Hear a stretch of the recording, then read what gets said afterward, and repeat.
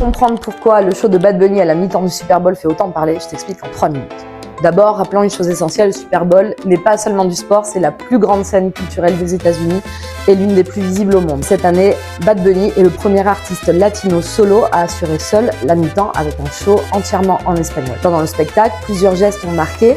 À un moment donné, Bad Bunny remet son Grammy à un jeune garçon, ce qu'on appelle le jeune Liam Ramos, cet enfant arrêté par la police de l'immigration à Minneapolis, puis transféré au Texas avec son père avant finalement d'être relâché après une mobilisation juridique et médiatique. En tout cas, qu'il s'agisse ou non d'une référence directe, le geste renvoie clairement à une idée, celle d'une enfance issue de l'immigration placée au cœur du récit américain et non à sa marge. Un autre moment marquant est le défilé de participants portant les drapeaux de nombreux pays d'Amérique latine à la manière d'une cérémonie olympique.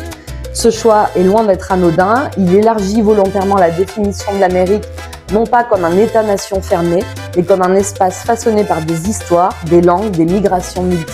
La présence de Lady Gaga dans une séquence chorégraphiée connue va dans le même sens. Elle symbolise une articulation entre la culture pop anglo-américaine dominante et les cultures latino-américaines. Et enfin, le message final affiché sur les écrans géants résume la logique du show. The only thing more powerful than hate is love. La chose la plus puissante que la haine, c'est l'amour. Ce n'est pas un slogan partisan, c'est une réponse implicite au discours de rejet et de repli, notamment ceux associés au mouvement MAGA. Là où Make America Great Again regarde vers un passé idéalisé, Bad Bunny propose une Amérique définie par sa diversité culturelle. Le fait que Bad Bunny soit portoricain ajoute une couche de lecture supplémentaire, car les portoricains sont des citoyens américains, mais ils ne votent pas à l'élection présidentielle. Ils n'ont pas de représentants votant au Congrès.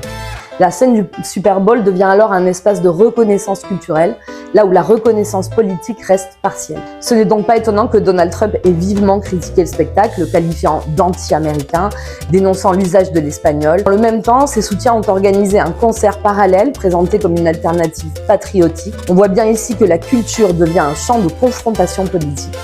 Et c'est là qu'intervient la notion clé de soft power.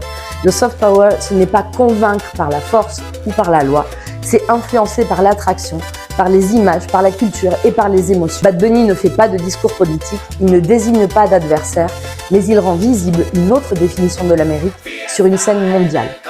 En résumé, ce show n'impose rien, il propose, et c'est précisément pour cela qu'il a autant marqué. Si tu veux comprendre l'actualité du monde hispanique, abonne-toi.